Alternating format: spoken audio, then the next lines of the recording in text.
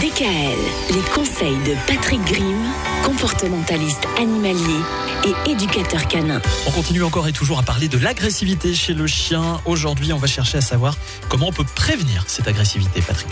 Une des premières choses à faire, c'est naturellement de socialiser le chien. Il faut savoir que la socialisation à l'humain est primordiale. À l'environnement aussi, mais c'est surtout à l'humain qui est essentiel parce que il va pas mordre un arbre, le chien, il va mordre un humain et là ça peut faire très très mal. Donc premier des facteurs, c'est celui-là, il faut qu'il rencontre des enfants, des hommes et des femmes. J'insiste sur ce point parce qu'il y a des chiens effectivement qui peuvent avoir peur tout simplement des femmes parce qu'ils en ont pas vu.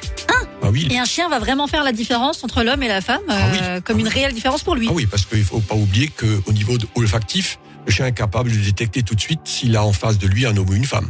Donc même si visuellement il voit pas, il sait quand même que vous êtes une femme par rapport aux phéromones qu'on dégage. C'est fou ça. Et il sent aussi la différence justement entre un enfant qui n'est pas encore pubère et qui est pubère.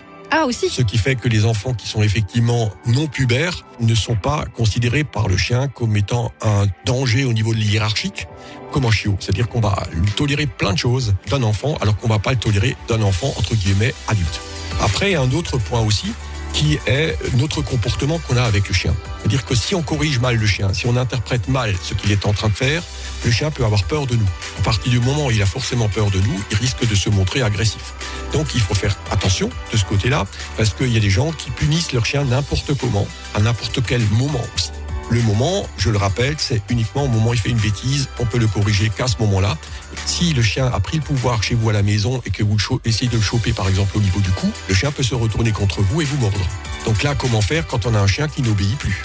Alors, une des astuces que j'utilise assez souvent, c'est tout simplement de lui mettre une petite cordelette fixée au collier, 2 mètres à peu près de 2,50 m, qui me permet d'intervenir à distance. Le chien va s'attaquer au canapé, je lui dis non, le chien il continue, je tire sur la ficelle. Du coup, je ne risque pas de me faire mordre par mon propre chien. Donc voilà comment on peut agir, et au quotidien, il faut faire attention, il faut l'éduquer le chien. C'est un des points primordiaux, on va dire, pour éviter que vous ayez des problèmes. Et parfois, on peut avoir cette impression d'être dur avec un chien au début quand on l'éduque aussi. Mais pourtant, il ne faut pas non plus faire de sentiments comme on pourrait faire avec un enfant.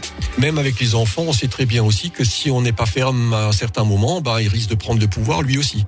Donc il faut montrer de la fermeté et surtout de la constance. Ça ne signifie pas un jour c'est autorisé et puis le lendemain ça ne l'est plus. Merci Patrick, on vous souhaite un bon week-end et on se donne rendez-vous lundi. Bon week-end à tous. DKL.